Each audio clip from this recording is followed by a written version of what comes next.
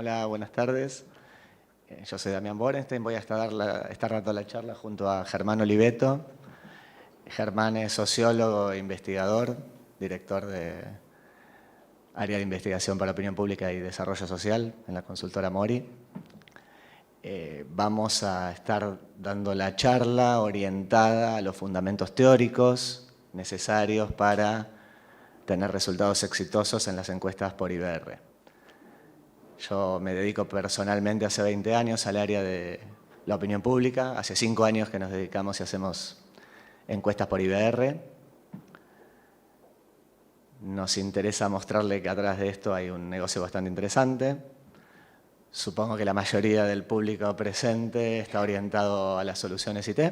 También veo alguna gente que está en el mundo de las encuestas por IBR. Y vamos a ir llevando la conferencia junto a Germán, vamos a dar los fundamentos teóricos para entender que más allá de la tecnología hay ciertos factores que influyen y que hacen que los resultados de los estudios sean exitosos. La respuesta a la pregunta que le da título a la conferencia es como bastante obvia. El dialer le gana al hombre en esto, es necesario tener un discador para poder tener resultados exitosos, pero no únicamente un discador, no únicamente un buen software, que ahí podríamos participar nosotros, sino otros factores. Fede, ¿con cuál paso? Gracias. Bueno, lo que les decía respecto a que atrás de las encuestas por IBR hay un buen negocio. El buen negocio, según nuestro punto de vista, es para 3 partes por lo menos.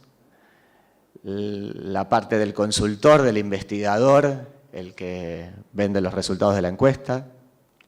El negocio para los integradores, que pueden ser los que implementen la solución para que se puedan llevar a cabo las encuestas. Y el negocio, obviamente, de los desarrolladores. Nosotros, como bien saben, tenemos desarrollado un software para hacer encuestas por IBR.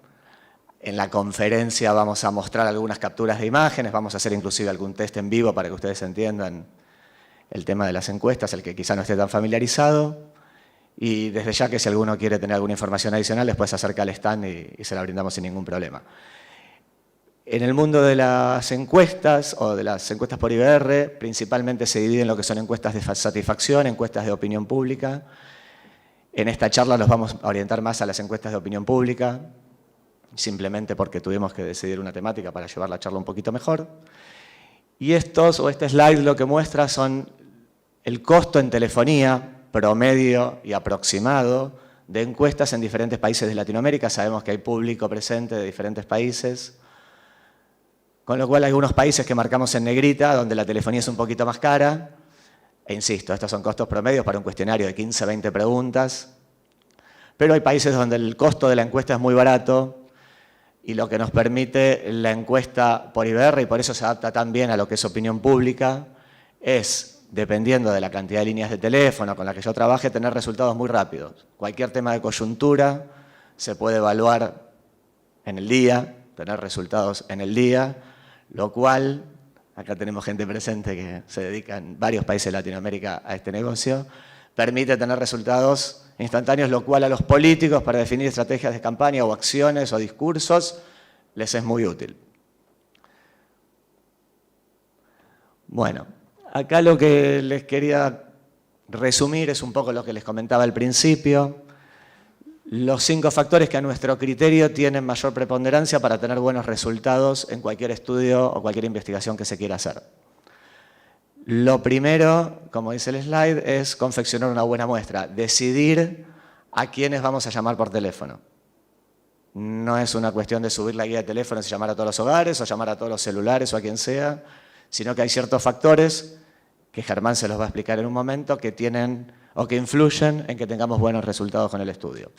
Desde ya que diseñar un cuestionario, decidir qué le vamos a preguntar a la gente y cómo, tener una buena herramienta para recolectar los datos, en este caso podría ser nuestro producto, definir una buena estrategia para la campaña, decidir en qué horarios vamos a llamar, en qué horarios no los vamos a llamar, cuántas veces los vamos a llamar, etc. Y por último, analizar los resultados. La combinación de estos 5 factores, creemos nosotros, es clave para poder obtener buenos resultados. Si bien la tecnología es fundamental, la tecnología de la comunicación es IP es fundamental, no es lo único que hace que tengamos resultados exitosos. Lo que voy a hacer ahora es dejarlos un ratito con Germán, que es la persona profesional que se dedica a los fundamentos teóricos de la investigación, es un cliente y un usuario del producto. Voy a volver yo en un ratito para mostrarle con ejemplos concretos cómo podemos llevar a cabo lo que Germán nos sugiere. Y por último, vuelve Germán y les da un pequeño cierre de la conferencia. Bueno, ¿qué tal? Buenas tardes a todos. Bueno, como les decía Damián, yo soy uno de los tantos que estamos de alguna manera del otro lado del mostrador, que nos nutrimos de esta tecnología para algo que, y quería arrancar diciendo esto, un paréntesis, muchos de los que nos dedicamos a opinión pública y que venimos de una fuerte formación metodológica en ciencias sociales, en investigación, en opinión pública, por ahí teníamos cierto prejuicio o cierto temor, como ocurre siempre que hay profundas innovaciones tecnológicas. Y lo que hay que, y un poco el sentido también de esta charla, a mí me ha ganado en confianza y en convicción a base de resultados, las encuestas vía IBR, pero además un poco lo que vamos a ir viendo a lo largo de la charla es que los errores en lo que es ciencias sociales o investigación social aplicada, que es en definitiva lo que nosotros hacemos, están siempre como potencial del lado del humano, ¿sí? Las ciencias sociales tienen que ver con investigación sobre relaciones humanas realizado por seres humanos y por ende siempre existe el factor de errores que podemos cometer. Y en tal caso, la tecnología, los avances tecnológicos nos tienen que permitir poder reducir esos errores y también optimizar muchísimo lo que tiene que ver con las potencialidades en tiempos, en recursos, en cantidad de personas involucradas en un estudio, etc. Algunos fundamentos teóricos, ¿sí? Yo espero no aburrirlos con esto porque por ahí escapa un poco lo que tiene que ver con la tecnología puntualmente, pero tiene que ver con esto que les decía del lado humano, qué es lo que tenemos que garantizar para ayudar a esta tecnología a obtener resultados certeros. ¿Qué nos dice la teoría en relación a cómo se confecciona una muestra? Hay 2 cuestiones fundamentales a la hora de pensar una muestra: el volumen de la misma y la composición.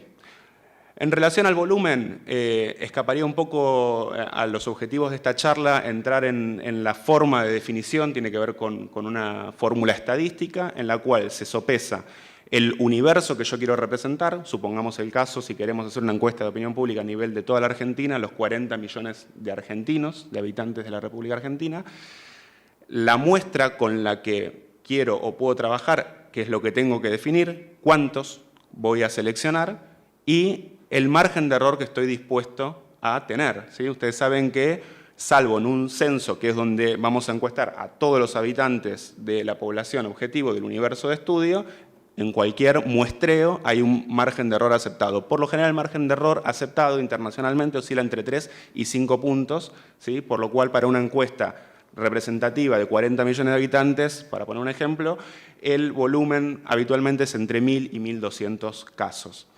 El otro tema que es muy relevante tiene que ver con la composición, ¿sí? Nosotros tenemos que procurar que nuestra muestra tenga las características similares al universo de estudio para obtener representatividad. Esto quiere decir, si yo con mis 1.000 casos llego a determinados resultados y digo que mi muestra es representativa y que estuvo bien hecha, estoy asumiendo que si yo mañana hiciera, o en el mismo momento hiciera, la misma encuesta aplicada a otra muestra distinta, a otras 1.000 personas, debería obtener los mismos resultados.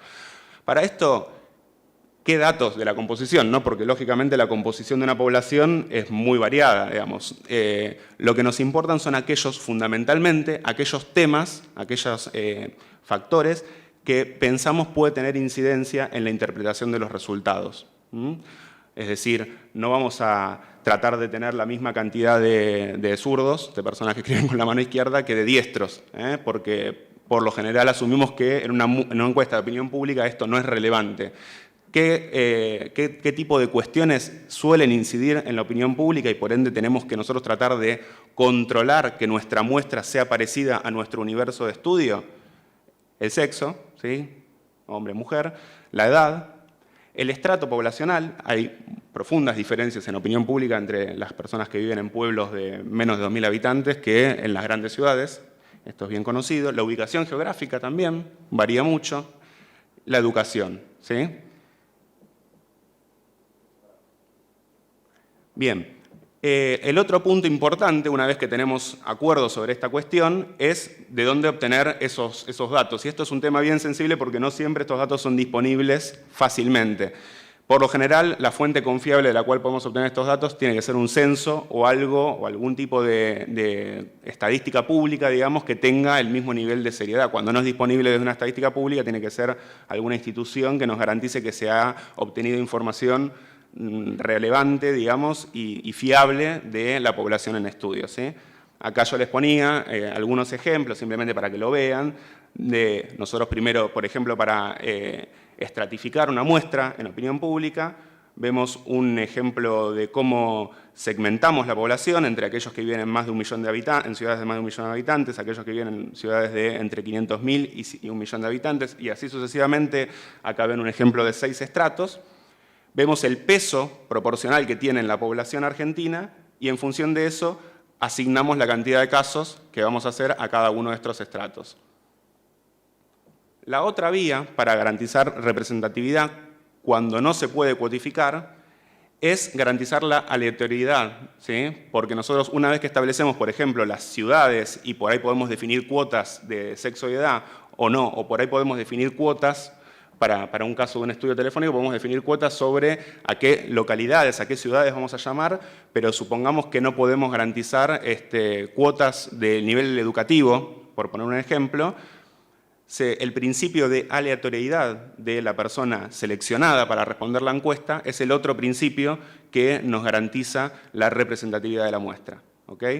Entonces, en esto, por ejemplo, en los estudios telefónicos, es fundamental tener bases bien voluminosas, digamos, ¿sí? Bien amplias, porque obviamente si yo quiero hacer 1000 encuestas, por ejemplo, y para hacer esas 1000 encuestas en esas localidades que definí, trabajo con una base de 5000 teléfonos, ¿sí? Y esos 5000 teléfonos vienen preseleccionados por algún criterio que yo desconozco, no sé, supongamos vienen de otra encuesta o de otro estudio, que yo no sé cuáles son los objetivos. Bueno, ahí estoy introduciendo algunas variables externas a mi investigación que están de alguna manera sesgando mi muestra, ¿ok? Entonces, garantizar el principio de aleatoriedad es el otro tema bien importante para una muestra verdaderamente representativa.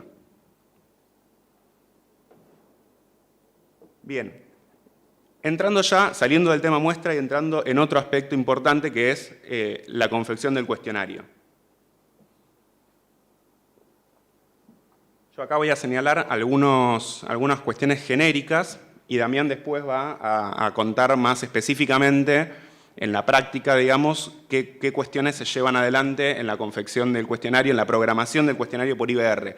Pero, ¿qué nos dice la teoría, ¿sí? Sobre la confección de un cuestionario? De alguna manera, pensar un cuestionario es un proceso de traducción en distintas etapas, ¿sí? Partimos por lo general para cualquier investigación de una pregunta-problema. Esa pregunta-problema es algo que, una duda, lo que uno quiere estudiar, o por lo general, cuando uno trabaja de esto, lo que nuestro cliente, ¿sí? Quiere investigar. Esa pregunta-problema tenemos que tener la capacidad de traducirlo en objetivos de investigación, ¿ok? Como la inquietud que trae, supongamos, viene el político X y me dice, yo quiero saber qué potencialidad electoral tengo. Ok, objetivo de investigación número 1, establecer las potencialidades que este candidato tiene para el cargo X. Luego establecer dimensiones de análisis, ¿sí? Así es la forma en que vamos bajando de lo más genérico, que es esa pregunta que nos disparó el proceso de investigación, hasta llegar a la pregunta del cuestionario. Dimensiones, por ejemplo, si yo quiero saber la potencialidad, bueno, evaluación de gestión, si es una persona, es un político que ya tiene un cargo público, imagen, conocimiento de esta persona, posibles alianzas, ¿sí? Perfil político, en fin, sería mucho, pero fíjense cómo de un solo objetivo o de una sola pregunta ya podemos establecer 5 o 6 dimensiones de análisis. En función de esas dimensiones, establecer indicadores, ¿sí? Para saber el conocimiento de la imagen, establezco indicadores de imagen, para saber la evaluación que tienen en función de lo que viene haciendo, establezco indicadores de evaluación de gestión, de perfil político lo mismo, ¿ok? Establecemos indicadores. Y estos indicadores son ya lo más cercano que tenemos a traducirlo en preguntas, que es como se lo preguntamos a las personas, ¿sí? Muchas veces los términos que utilizamos o que utilizan los manuales de metodología o que por ahí nosotros conversamos con nuestros clientes no son los mismos términos en los que nos va a entender doña Rosa, como suelo llamarle yo en las clases que doy de sociología, para referirme a la señora que entrevistamos, ¿sí? Aleatoriamente en la calle. ¿Qué dos condiciones fundamentales tienen que cumplir las preguntas? Tienen que ser exhaustivas y excluyentes, ¿sí? Exhaustivas quiere decir que, las categorías de respuesta, no las preguntas. Si yo pregunto, por ejemplo, ¿qué edad tiene usted? Vamos a trabajar con un ejemplo muy simple, muy sencillo, muy obvio. ¿Qué edad tiene usted? Y establezco ciertas categorías de respuesta, ¿sí? Supongamos que que establecí rangos etarios y no que les pregunto simplemente qué edad tienen.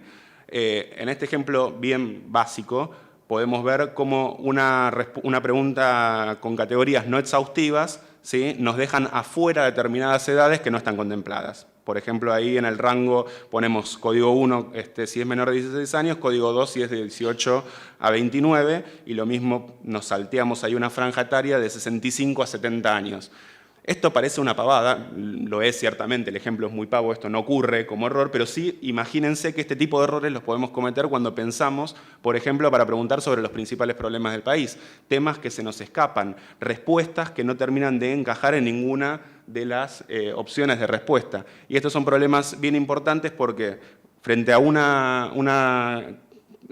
unos indicadores de respuesta, unas opciones de respuesta no exhaustivas, ¿qué es lo que suele ocurrir? Bueno, o que la persona corte, porque dice, bueno, mi edad no está contemplada, no es para mí esta encuesta, corto, o que marque cualquiera otra de las opciones. Entonces que se termine ubicando en una categoría que no lo es, ¿sí? Otro tanto ocurre con el ejemplo no excluyente, es decir, si yo superpongo rangos etarios, nos va a pasar lo mismo. La persona que está en dos categorías distintas puede marcar uno, puede marcar el otro. Insisto, puse un ejemplo bien pavo, pero bien tonto, pero imagínense cómo esto ocurre asiduamente cuando uno tiene que pensar categorías complejas que tienen que ver con percepciones, con opiniones, con problemas, ¿sí? Mi turno. Bueno, vuelvo. Ahora vamos a intentar ver cómo llevamos a la práctica lo que Germán nos comentaba. Lo estándar en cualquier cuestionario de opinión que hagamos por IBR o que definamos por IBR es siempre preguntar las variables de clasificación o de corte, es un poquito lo que explicaba Germán, que suelen ser edad, sexo y nivel educativo. Hay dos maneras de preguntar la edad, en el siguiente slide vemos la otra. Lo típico es como se muestra acá, hacer una primera pregunta donde descartemos las franjas etarias que no nos interesan. Normalmente en opinión pública nos interesa encuestar a la gente que va a votar, con lo cual los menores de 18 años o de 16 en Argentina actualmente los tenemos que dejar fuera de la muestra. Con lo cual, cuando hacemos la primera pregunta, la primera opción de respuesta, lo estándar es que sea el código 1, menores de la edad que no nos interesa. Y cuando programamos el cuestionario en el software, que después lo vamos a ver, lo que vamos a hacer es reproducirle un mensaje de salud y de agradecimiento a esa persona y seguir buscando personas mayores de la edad que nos interesan. En este caso, el cliente que decidió este cuestionario decidió que con estas 5 categorizaciones, entre 18 y más de 65 años era suficiente, porque el análisis de los resultados le interesaba tenerlo con esas mismas clasificaciones. Preguntamos el sexo y preguntamos el nivel educativo, que es otra manera de poder, como bien decía Germán, interpretar los resultados. No es lo mismo lo que piense normalmente una persona que solo completó los estudios primarios de una persona que completó los estudios universitarios. Entonces, cuando vamos al software en sí mismo, ahí tienen una pregunta típica, pregunta de edad, donde la primera pestaña vamos a seleccionar o a grabar el audio o a subir un audio que tengamos grabado, las opciones de respuesta, y fíjense que para lo que les explicaba recién, para la opción número 1, la acción que vamos a definir para la opción número 1 es desconexión. Lo que vamos a hacer es reproducirle un mensaje de saludo. Muchas gracias por participar. Y si presiona entre el 2 y el 5, avanzamos con el cuestionario. Otra de las maneras, este es el mismo ejemplo aplicado a sexo y aplicado a nivel educativo, solo que acá no descartamos a nadie, nos interesa la opinión de los varones y de las mujeres y sea cual fuera el nivel educativo, nos interesa avanzar con el cuestionario. Esta es otra manera, cuando a veces la persona o el cliente siente que es invasivo preguntar de entrada la edad, podemos hacer una pregunta filtro, simplemente confirmar que la persona tiene entre tal edad y que vive en el lugar, que vota en el lugar al cual lo estamos llamando. Hay veces que nos pasa que llamamos, atiende el teléfono una persona que está de visita en el hogar y vive en otra localidad y no nos interesa encuestarla en ese hogar. Entonces, sí, una vez que ya nos aseguramos que la persona cumple con las condiciones necesarias para ser encuestada, al final del cuestionario sí le podemos hacer las preguntas de corte. ¿Cuál es el sexo? Que es femenino o masculino, no hay más opciones. Y cuál es el corte etario, que en este caso difiere y son solo 3 categorías de respuesta. Bueno, esto es lo que les explicaba recién, llevado al software para hacer encuestas por IBR, ¿no? La pregunta número 1 continúa si selecciona la opción 1 de respuesta, el dígito 1, por eso la acción es siguiente, y si presiona el 2, que no tiene la edad, o sea, es menor de 17 o mayor de 71 y no vive en la provincia de Buenos Aires, lo desconectamos de la llamada y le reproducimos un mensaje de saludo. Acá hay algunos tips que para los que tengan algo que ver o les interese el negocio de las encuestas o quizás sean proveedor de alguna consultora.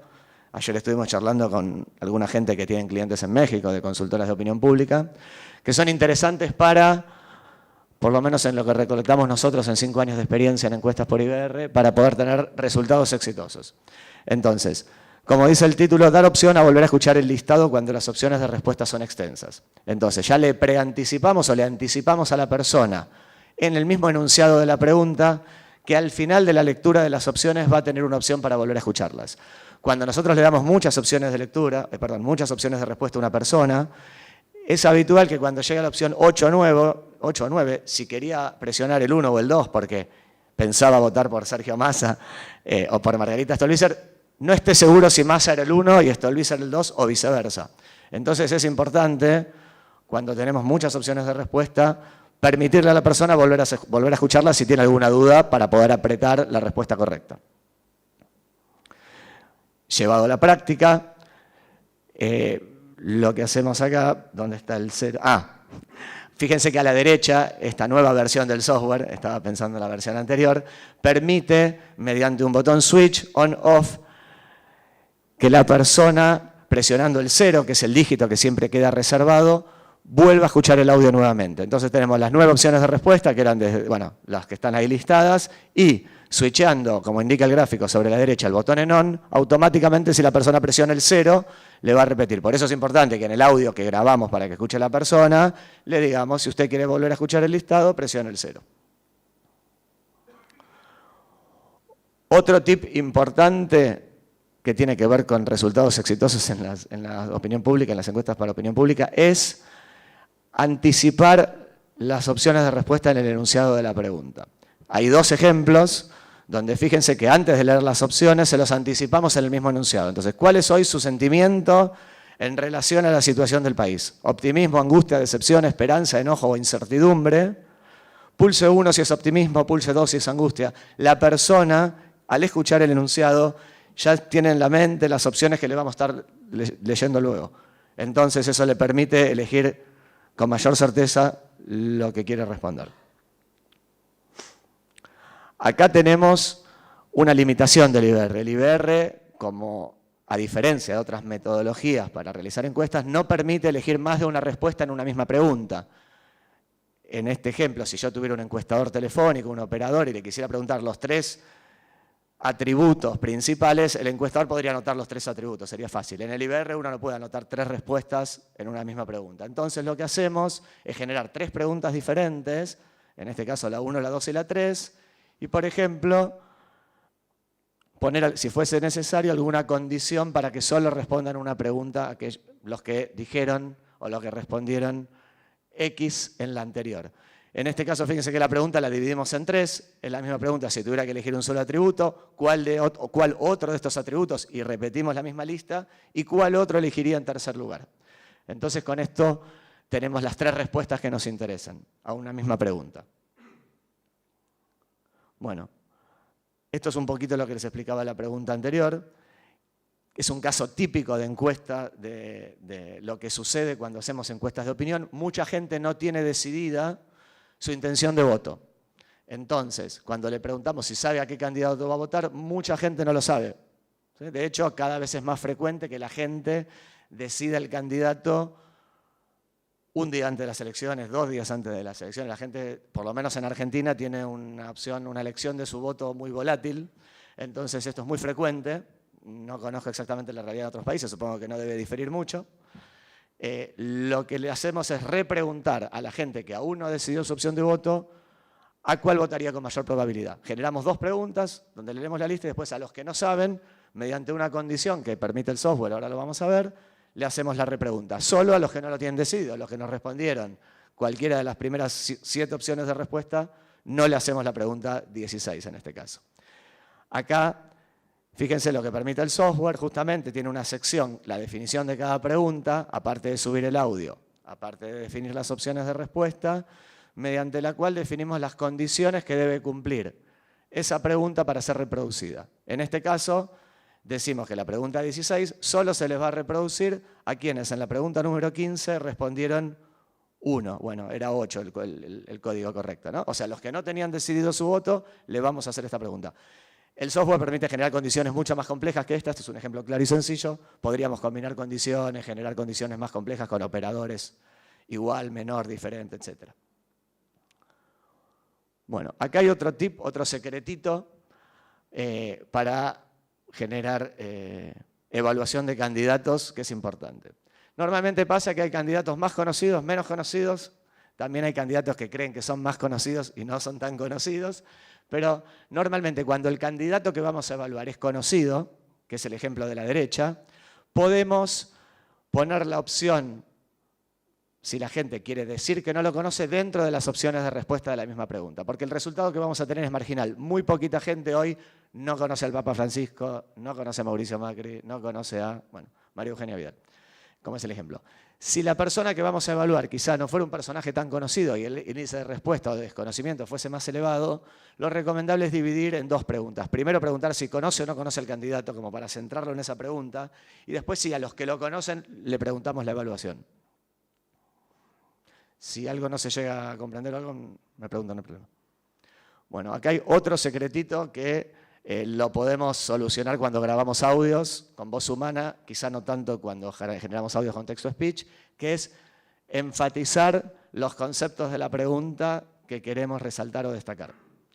En este ejemplo, a la persona cuando escucha el audio por ahí se le puede confundir si la opción de respuesta, la lectura correcta de esta pregunta sería pulse 1 si es primaria completa o incompleta, 2 si es secundario incompleto, 3 si es un secundario completo, 4 si es un terciario no universitario, completo o incompleto. Esto hace que la persona comprenda bien el enunciado y registre la opción correcta, cuando destacamos lo que puede llegar a generar algún tipo de confusión. Desde ya, como dice ahí, es importante siempre tener una lectura clara de los textos. Bueno, acá hay otro tip, otro secretito, que si bien nosotros hoy todavía no está desarrollado en el software, está en el roadmap, esperamos tenerlo el año que viene, que es rotar las opciones de respuesta en las preguntas. Cuando uno lee opciones largas y extensas, lo normal es que la gente esté más atenta a las primeras opciones de respuesta que a las últimas. Pierde un poco de concentración.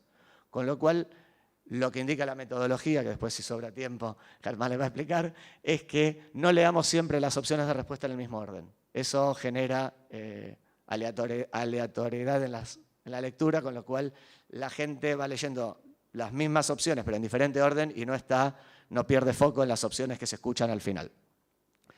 Bueno, ahí tenemos 2 ejemplos, pero la misma pregunta rotada de 2 maneras diferentes. Lo mismo podría suceder con bloques de preguntas. Si yo quiero evaluar una lista de 10 candidatos, lo correcto sería rotar el orden en que los voy mencionando. Primero leo, en el ejemplo de la izquierda, la primera de la lista es Soledad Acuña.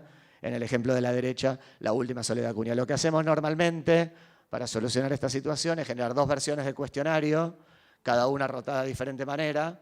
Si tenemos que hacer 100 casos en Córdoba, por poner un ejemplo, hacemos 50 con una rotación, 50 con una rotación, después juntamos las bases. Bueno, ahora les voy a mostrar, sí, para pasar un poquito a los ejemplos concretos y hacemos el test, algunas funcionalidades interesantes del producto propiamente dicho que nos permiten poder respetar todo lo que le vinimos hablando hasta ahora. Tiene un administrador de audios que nos permite grabar audios online, que la versión anterior no la tenía. Vamos a vender un poquito el producto ahora. Tiene una opción de hacer un test, y quizá no está mal que lo hagamos ahora para cortar un poquito. El test es la manera en que nos aseguramos que nuestro cliente, o un cliente interno de la empresa, depende de la estructura de cada empresa, nos dé el OK antes de poner en producción el estudio. Entonces, vamos a hacer un test de uno de los cuestionarios que hicimos ahora. No sé si, Pablo, te querés acercar. Esta es la pantalla en tiempo real del software que nos permite hacer un test. Hay un cuestionario de 9 preguntas. Yo ahora lo voy a reproducir con la opción test. Pablo va a ir respondiendo la encuesta. Lo vamos a hacer trabajar más de lo que pensaba. Tenés que usar las dos manos, Pablo. Y ustedes van a ver en la pantalla cómo se grafica en tiempo real lo que Pablo va respondiendo. Ahí entra la llamada, Pablo la atiende. Hola, estamos haciendo una encuesta sobre actualidad política dirigida a personas que tengan entre 17 y 70 años y voten en Provincia de Buenos Aires. Por favor, si usted tiene entre 17 y 70 años y vota en Provincia de Buenos Aires, presione 1. Si no tiene esa edad o no vota en Provincia de Buenos Aires, le nombraré algunos candidatos que podrían presentarse en 2017. Para cada uno dígame si podría llegar a votarlo, si por el contrario no lo votaría, o por último si no sabe o no conoce al candidato. Comencemos con Sergio Massa. 1 podría votarlo, 2 no lo votaría, 3 no sabe. Cristina Kirchner. 1 podría votarla, 2 no la votaría, 3 no sabe o no conoce a la candidata. ¿Quién cree que es el principal líder de la oposición? 1 Cristina Kirchner, 2 Sergio Massa, 3 Margarita Stolbizer, 4 Florencio Rand. ¿Cómo calificaría el gobierno de Mauricio Macri? 1 bueno, 2 malo, 3 ni bueno ni malo, 4 no sabe. ¿Y cómo calificaría el gobierno de Cristina Kirchner? 1 bueno, 2 malo, 3 ni bueno ni malo, 4 si no sabe. ¿A quién votó en el balotaje presidencial del 25 de noviembre de 2015? 1 Mauricio Macri, 2 Daniel Scioli, 3 en blanco o no votó, 4 no recuerda. Indique a qué género pertenece. 1 masculino, 2 femenino. Indique a qué grupo de edad pertenece. 1 entre 16 y 30 años. 2 entre 31 y 50 años. 3 más de 5. Muchas gracias por participar. Bueno, este es el administrador de audios. Acá podemos grabar audios, podemos editar los audios, podemos subir audios si el cliente nos enviara audios grabados con su voz, y podemos también, mediante licencias de text-to-speech, grabar los audios o generar audios con text-to-speech. Eso es una decisión de cada uno. El software permite cualquiera de las 4 posibilidades. Asimismo, las encuestas las podríamos subir solo para esa encuesta o conservarlas en un repositorio para utilizarlas cada vez que las necesitemos. Hay muchas consultoras que tienen cuestionarios estándar o varias preguntas que se repiten, con lo cual las tienen en el repositorio y las van a buscar cada vez que las necesiten. Bueno, esta es la pantalla test que acabamos de ver, con un cuestionario de 24 preguntas. Solo para que sepan, y volviendo también un poquito a los que Germán les comentaba al principio,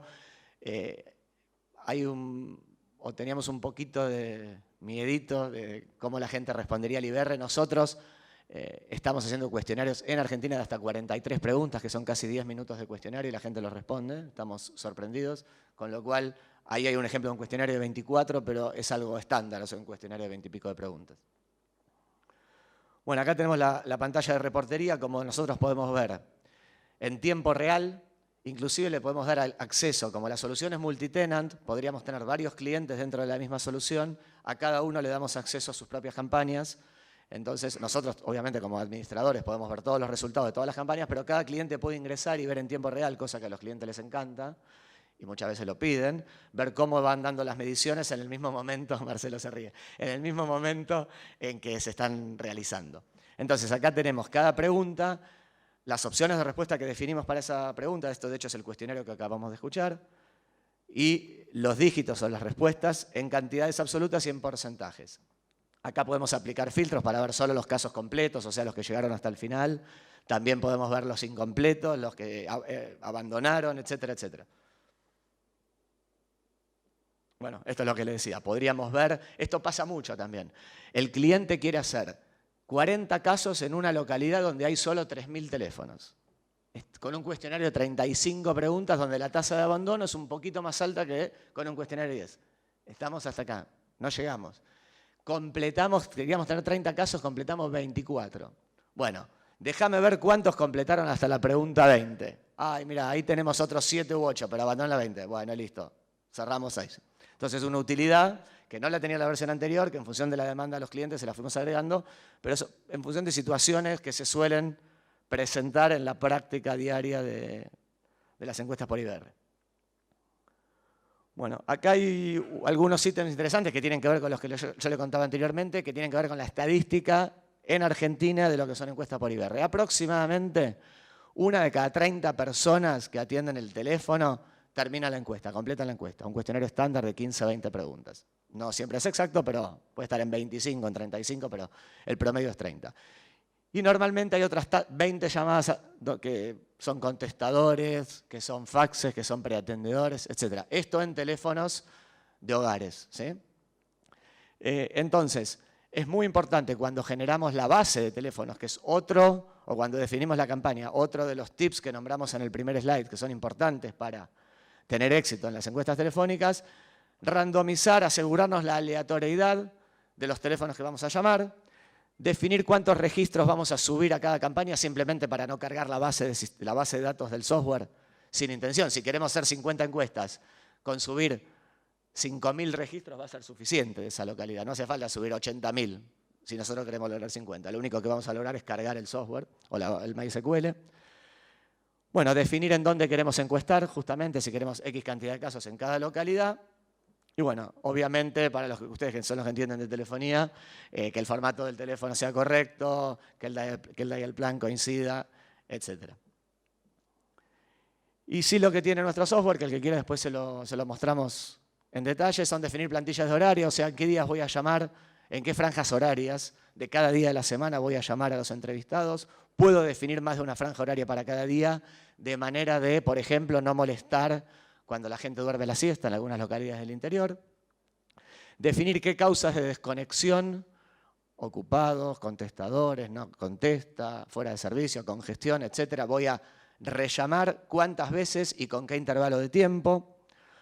Puedo definir con cuántas líneas de teléfono voy a llamar a cada campaña. Si yo compré una licencia o tengo una licencia de 100 líneas, puedo dinámicamente, y si tengo, por ejemplo, 10 campañas, asignarle 10 líneas de teléfono a cada campaña. Pero si termino mis encuestas en una localidad y me sobran 10 líneas de teléfono, las reasigno inmediatamente a otra de las campañas. Bueno, una opción para monitorear en tiempo real, que ahora se las voy a mostrar, etc. Permite trabajar también con múltiples proveedores de telefonía, de manera de, si tengo algún inconveniente con algún proveedor, cambiar rápidamente a otro proveedor y asegurarme el éxito del trabajo. Este es un ejemplo de plantillas de horario, lo que les decía anteriormente. En esta plantilla, bueno, para los 3 días que se ven en pantalla, vamos a estar llamando de 9 a 13 horas y de 16 a 22.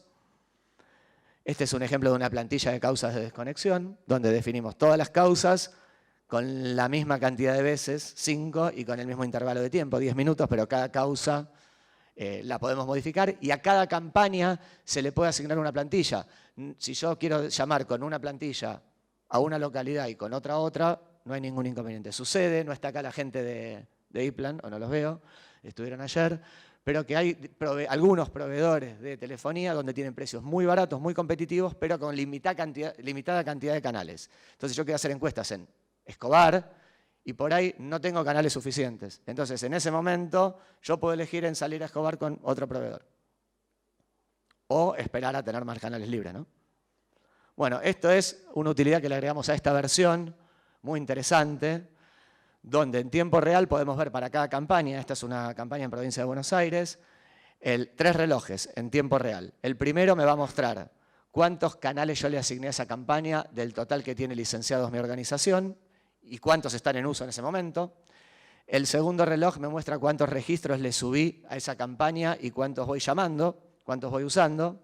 Y el último reloj me muestra cuál es la cantidad de casos completos que yo quiero lograr en esa localidad o en esa campaña y cuántos voy logrando. Automáticamente, cuando logramos la cantidad de casos necesarios, el discador se apaga. Lo que nos permite poner la campaña en funcionamiento e ir a tomar un cafecito, como a veces recomienda Google. Abajo tenemos cierta información de la campaña, el cuestionario que le asociamos, la cantidad de preguntas, las listas que le subimos, el template de reciclado y de horarios que le asociamos, etc. Y bueno, el proveedor con el cual estamos saliendo en ese momento. Mi parte de la presentación terminó. Germán le va a explicar lo último, que tiene que ver con el análisis de los resultados.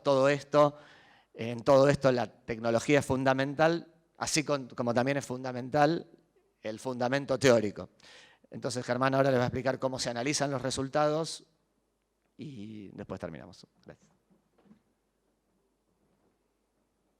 Bueno.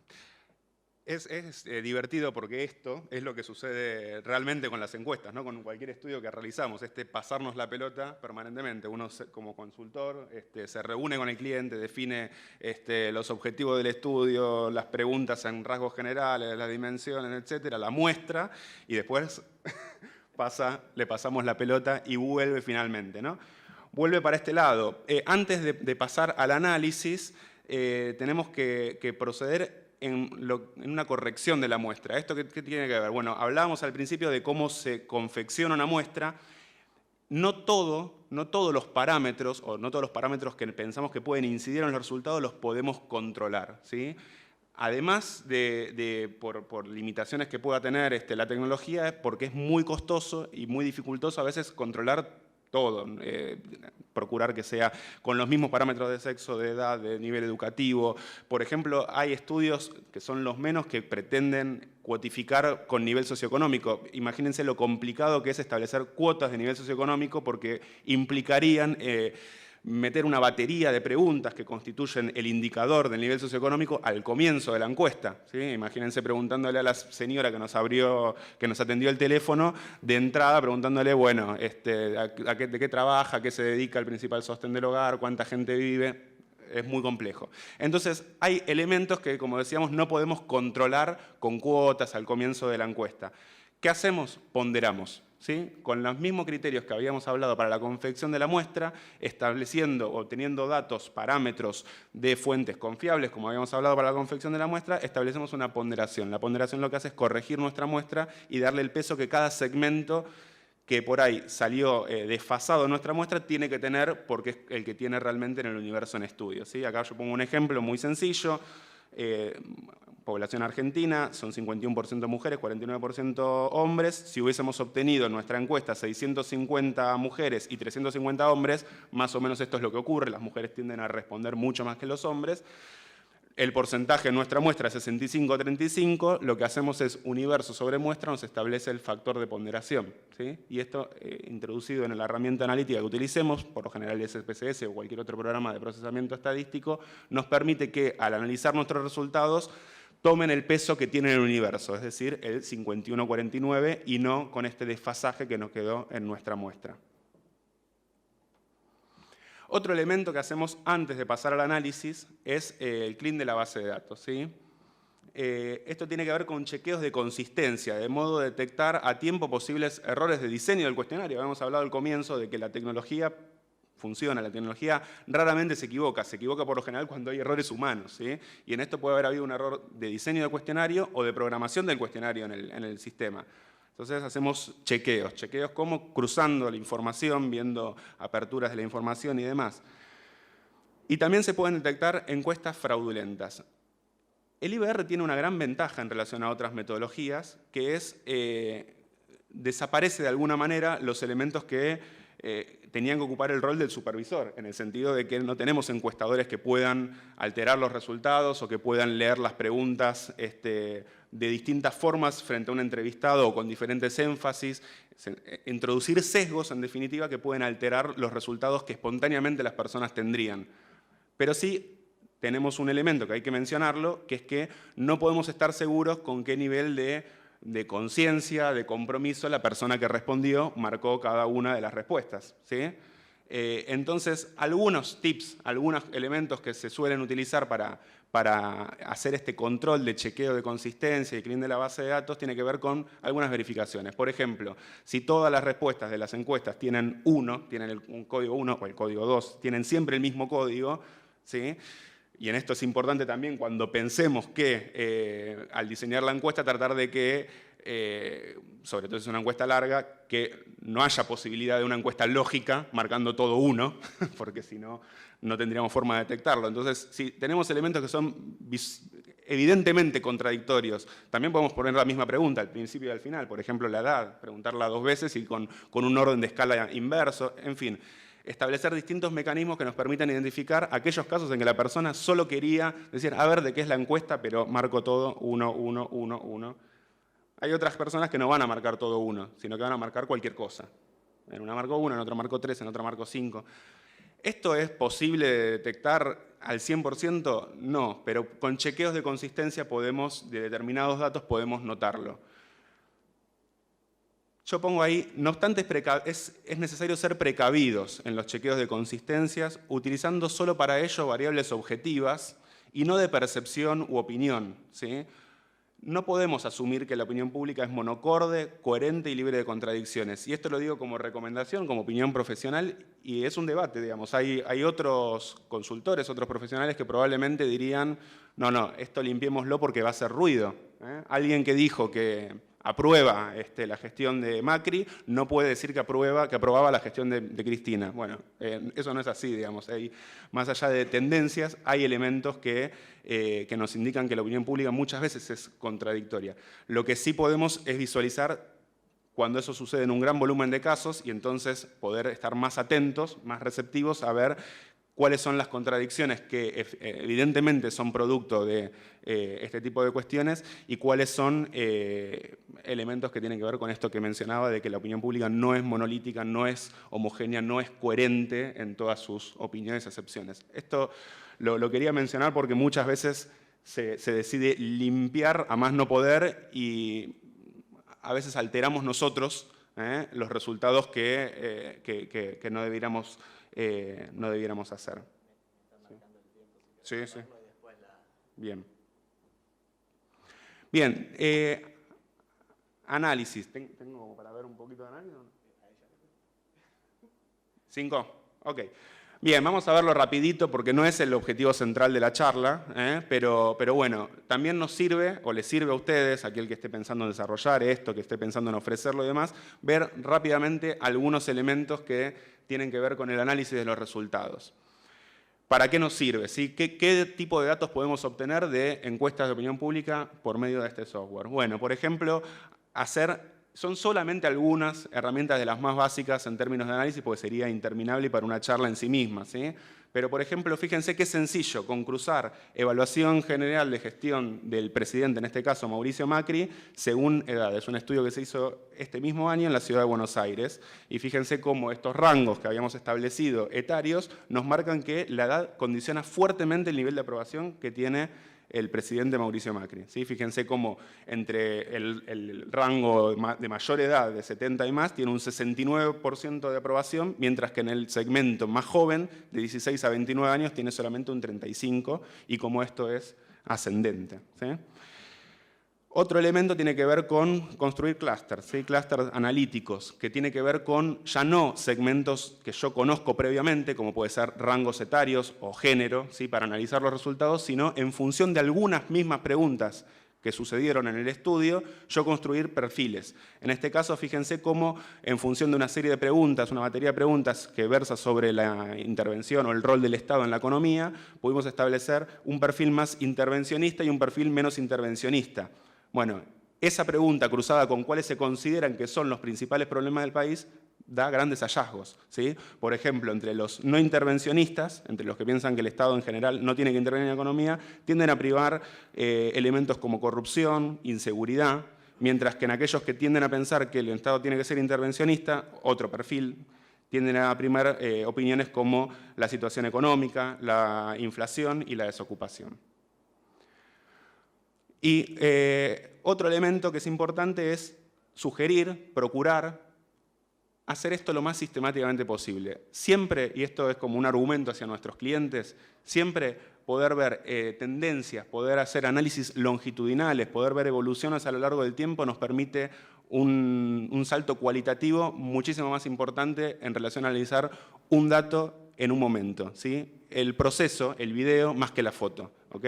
Acá pueden ver cómo el principal problema del país ha variado en los últimos 21 años, desde 1995 hasta la actualidad, entre lo que es delincuencia, que es la línea azul, y lo que es desempleo. Cómo varía, cuál es el considerado el principal problema del país. Sí. Cerramos acá. Le dejo la palabra a Damián para ver preguntas que puedan haber surgido. Gracias. No, más que nada, por si, antes de que nos echen, si alguno quería hacer alguna preguntita, y bueno, acá estamos para responderla antes. Sí. O vení, no sé si la pregunta es para uno o para otro. Agarrate el micrófono. 3 preguntas te quería hacer cortitas. Sí. Una, ¿quién aporta la base de datos? Si los costos de llamadas que mostraste eran de fijo y móvil o un promedio. Y si tenés alguna limitación en la cantidad de intentos por parte de los operadores por los cuales sacas las llamadas. Okay. La base de datos se consiguen. No las aporta nadie, están dando vueltas por ahí. Todos los años aparece gente que las comercializa, no la vende Telecom. Supongo que la pregunta, no sé si te referís a Argentina, ¿no? Sí, si la aportaba el cliente o la aportaban ustedes. No, la podemos aportar, o sea, si el trabajo lo contrataras con nosotros, las bases las aportamos nosotros. Normalmente a los clientes que compran o licencian la solución le damos las bases telefónicas. La segunda pregunta era... Si los costos de llamadas de fijo y móvil o fijo solo. Es una pregunta muy buena. Esos costos son de telefonía fija. La telefonía móvil en Argentina y en la mayoría de los países de Latinoamérica es muy cara, sumado a que tenés un índice mayor de reintentos porque hay mucho preatendedor, se corta la llamada en Argentina, lamentablemente la calidad de las comunicaciones celulares es mala, con lo cual no solo tenés el costo de la telefonía celular sumado al CPP, sino que además tenés que hacer más llamadas para conseguir una encuesta completa. Nosotros le estamos aportando la solución, algo muy práctico para teléfonos celulares, ahora suponemos que en el primer semestre del 2017, que es ASR, reconocimiento de voz, de manera que la persona no esté obligada a presionar con DTMF, sino que le pueda responder directamente del celular o mismo del teléfono del hogar. La cantidad de reintentos nosotros la tenemos fijada en 10 para cada causa de desconexión y aparte, no lo mostré, pero la solución define una cantidad máxima de reintentos sumando todas las causas de desconexión. Creemos que no es necesario reintentar más veces, pero en el peor de los casos podrías volver a subir la base. La verdad que 10 es un número arbitrario que definimos porque consideramos que 10 es más que suficiente, intentar más 10 veces, ¿no? O sea, los intentos, el operador te limita la cantidad de intentos con la cantidad de canales que te da o cómo... No, vos tenés X cantidad de canales. De hecho, el software se comercializa en función de la cantidad de canales. Si vos querés contratar 10, son 10, si querés contratar 100, es otro precio. Pero para cada causa de desconexión, ocupado, fuera de servicio, contestador automático o la que fuera, vos podés decir, bueno, rellamá a esa causa hasta 10 veces. Intentá 10 veces, me dio ocupado, volvé a intentar, volvé a intentar, volvé a intentar, hasta un máximo de 10. Pero no tiene nada que ver la cantidad de reintentos que están definidos por las causas de desconexión con la cantidad de canales que vos contrates. El promedio para una encuesta de 15-20 preguntas es una encuesta .2, una encuesta .3 por hora, por canal.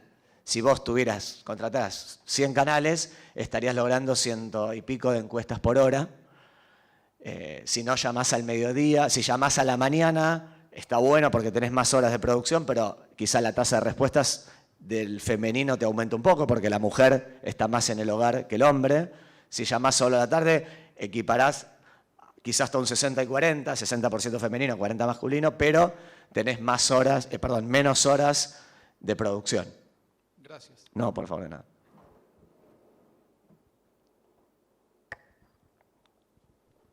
Bueno, igual estamos en el stand. Para los que tengan más preguntas, le podemos mostrar el software. Gracias, Marce. En tiempo real. Dale. No me la compliques, Marce. ¿De qué cuadro sos? De Boca, Marce. Bueno, arrancamos con una fácil. Fácil. No es tan fácil, ¿eh? No es tan fácil, pero bueno. Vos decías que, si no te entendí mal, tenés un 30% de respuestas, es decir, cada 100 llamados, 30 tipos terminan la encuesta, ¿o no? 1 de cada 30, no, 3 de cada 100. 3 de cada 100. 3 de cada 100 más o menos, personas que atienden la completan, ¿sí? Perfecto, o sea que estás en un promedio del 3%, del 3 al 5%, que es lo... Sí. Está bien, no había entendido mal el gráfico. Ah, no, esa es la tasa de Me respuesta. parecía fabuloso. No, no, de personas. Después hay que sumarle contestadores, etcétera, que es... Claro, Sí, se va 2 de cada 100 más o menos. Sí, es esa. está bien. Debe ser parecida a la que te damos. Sí. Gracias, por eso me llamó la atención. Digo, No, 30%, voy ya ahora y te compro el stand, no todo. Listo, Ahora gracias. charlamos a la salida. Dale. Ok. Bueno, muchas gracias por la atención.